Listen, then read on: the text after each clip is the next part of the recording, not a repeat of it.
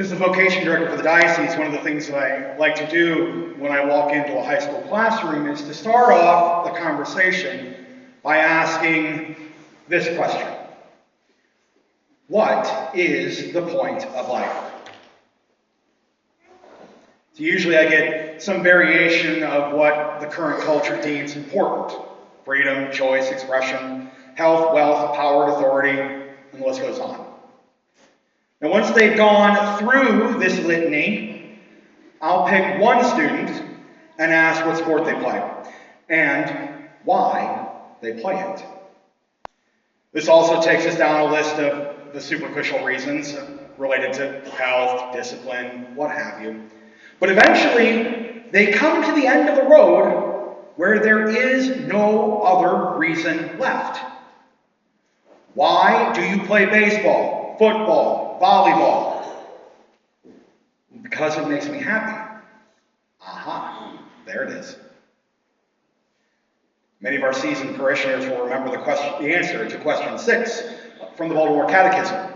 Why did God make you? God made me to know Him, to love Him, and to serve Him in this world, and be happy with Him forever in the next.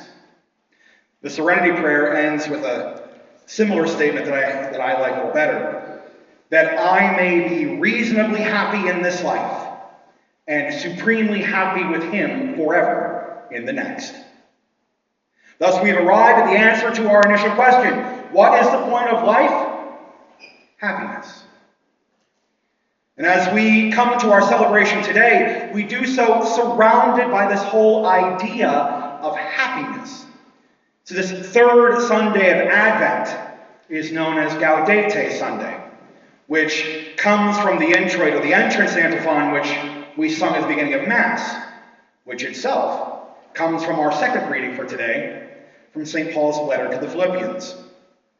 Gaudete in Domino semper, iterum dico gaudete. Rejoice in the Lord always.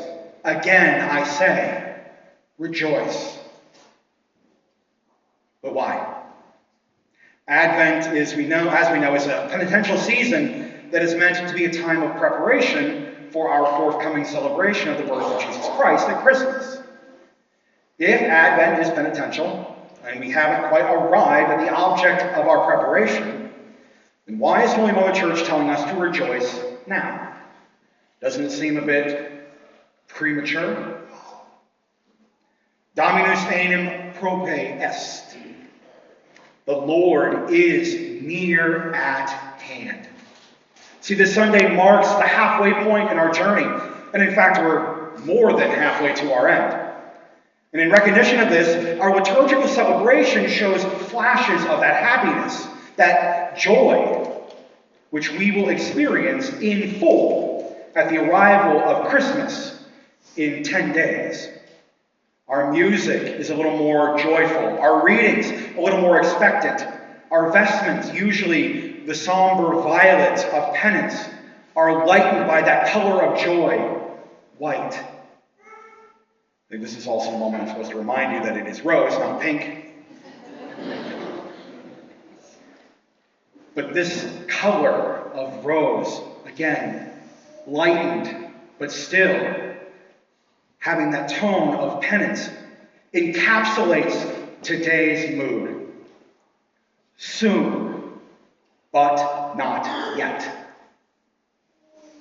See, more to the point, our focus now begins to shift from the second coming and our prayerful preparation for the day of the Lord and towards a longing and hopeful expectation of His first coming. See, like the faithful of ages past, we await the advent of the Christ with a sense of excited anticipation.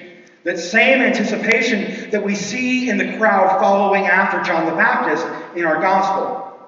The expectation that perhaps the promises of old might be fulfilled in their day. Now, while we have the hindsight of faith to know who we are looking for and where we are to find Him, like that same crowd thrusting their hopes and dreams upon the Baptist, there is a very real chance that we may lose sight of the true cause of our joy.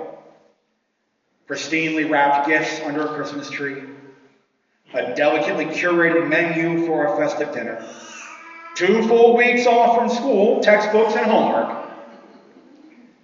Not that any of this, of course, is bad, and that we shouldn't be embracing this, but if we believe that the happiness we seek derives from those things that we receive, then we have lost the very meaning of what we are about to celebrate. So gifts lose their luster, replaced by the next best new thing. Food satisfies for only a fleeting moment. And sorry to say, school begins again. And all the while, that initial excitement is replaced by a deepening emptiness. See, we find ourselves rejoicing, but that happiness experienced on the morning of the 25th falls flat by dusk. The anxieties of this world return, wresting control of our hearts and our minds. But if we take these last few days to properly prepare, to remember that this time of year is not just about what comes in a card or comes down the chimney, then we will come to that infinitely greater understanding that we are made for more.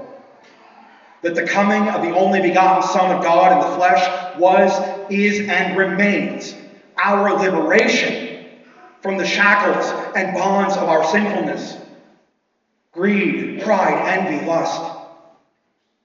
That this moment is a time to rejoice in the Lord. Like the crowd placing all their hope in John's preaching and his baptism, we may just find ourselves looking in the wrong place for what we truly desire.